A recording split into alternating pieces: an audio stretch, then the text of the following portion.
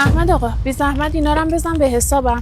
ببخشید دیگه، فکر کنم این ماه حسابم زیادی سنگین شده، ولی خب دیگه آخر ما نزدیکه. ایرادی که نداره خانم گارشایی، ولی خب زودتر این ماه حسابتون رو تصفیه کنید. حالا به خودم هم کاسبیم، جنسی که امروز می‌فروشیم و فردا باید گرون‌ترش رو بریم بخریم. وا احمد آقا این چه حرفیه؟ نادار ناچار که نیستم، خدا رو شکر اندازه خودم دارم. این یه توافقی بوده که ماه پیش کردیم که محل کارم که بونه خرید میده من آخر هر ماه بیام یه جا پرداخت کنم. اگر مشکلی دارید ناراحتید میرم جای دیگه خرید میکنم. دیگه این صحبته چیه جلوی آدم غریبه؟ حاج آقا غریبه نیستن، صاحب مغازه‌ام، یه جورایی صاحب کار ما. حالا هر کی باشن. خدا نگهدار. این خانومه رو میشناسیش؟ بله حاج آقا، زن آبروداریه. از پارسال که شوهرش مرد زندگی سخت شده. شماره یا آدرس یه چیزی ازش داری؟ آره، چند بار جنس بردم در خونش. کل حسابش رو از اجاره این ماهت کم کن. من حسابش رو تصویر میکنم. میخواین کمکش کنی؟ آره خب چه اشکالی داره؟ درسته شما رو به خوشنامی و خیری بودم تو محل میشناسن حاج آقا، اما بیادبی نباشه. اگه ایشون این سر و تیپ و قیافه رو نداشت بازم حسابش رو تصفیه میکردی؟ دیگه خیلی داری کنجکاوی میکنی احمد. چیه؟ نکنه چشت گرفتهش؟ خدا میدونه شما بیخبر نیستی. چشم فقط یه نفر میبینه حاج آقا. دیگه پاتو داری از گلیمت درازتر میکنی. دختر من لقمه دهن تو نیست. ولی انگار گلیم شما خیلی پهنه حاج آقا. اونش به خودم مربوطه. شماره آدرس. ضمناً در جریان باش. مغازه مشتری جدید داره. یه بخیر کاری نکنه که مجبور بشم مغازه رو بدم بره. همین. باز کنیم. بابت من رفتار چیز سفارش نداده بودم. یه لحظه باز کنیم بیام بالا توضیح میدم. بفرمایید.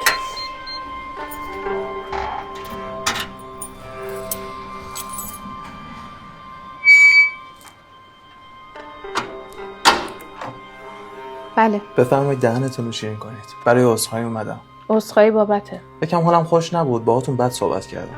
راستی نگران حسابتون هم نباشید. حاج آقا همش رو تصفیه کرد. حاج آقا؟ حاج آقا کیه؟ همون که صاحب ملک صبح تو مغازه بود. یکی از خوبای محل است. یه عالمه مغازه داره اجاره.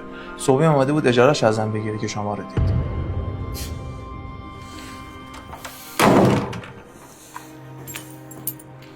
دید. بماند.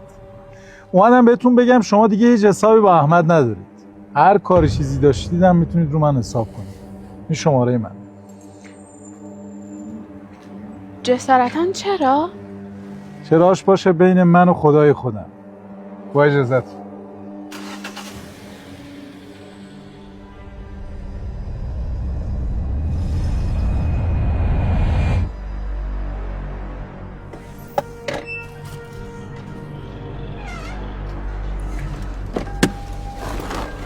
سلام. باز که شمایید. از من ناراحتی؟ راستش آره. مگه من اصلا شما کمک خواسته بودم؟ اصلا شما اینجا چی کار میکنید؟ یه دقیقه بشین تو ماشین. جلو در همسایه خوبیت نداره. من فکر آبروتون میکنم ها. شما اگه به فکر آبروی من بودی این وقت شب اینجا نمیومدی در خونه. یه دقیقه بشین تو ماشین باهات حرف دارم.